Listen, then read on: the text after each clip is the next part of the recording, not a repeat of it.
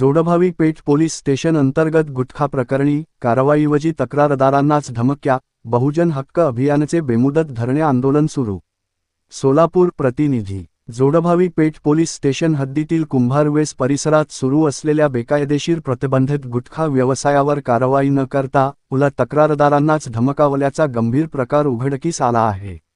Dhanlaxmi traders या नावाने सुरू असलेल्या गुटखा व्यावसायिकाच्या घरामध्ये अंदाजे 7 ते 8 लाख रुपये किमतीचा प्रतिबंधित गुटखा साठा असल्याची खात्रीशीर माहिती सामाजिक कार्यकर्ते व पत्रकारांनी पोलीस हेल्पलाईन 112 वर दिली होती.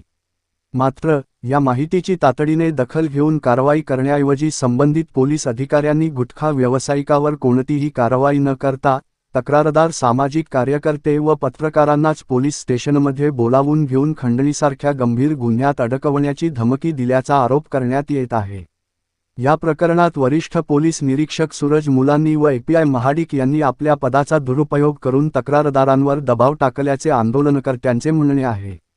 या संपूर्ण प्रकाराच्या निषेधार्थ व दोषी पोलीस अधिकाऱ्यांची खातेनिहाय चौकशी करून प्रचलित कायद्यान्वये कारवाई व्हावी, तसेच गुटखा व्यवसायावर तात्काळ कारवाई करण्यात यावी, या मागणीसाठी बहुजन हक्क अभियान सामाजिक संघटनेच्या वतीने 26 जानेवारी 2026 पासून बेमुदत धरणे आंदोलन सुरू करण्यात आले आहे. या आंदोलनात मोहन थळंगे, शहर कार्याध्यक्ष, अशफाक शेख, शहर उपाध्यक्ष, अफजल शेख, शहर संघटक हे प्रमुख आंदोलनकर्ते सहभागी झाले असून प्रशासनाच्या भूमिकेवर तीव्र नाराजी व्यक्त करण्यात येत आहे.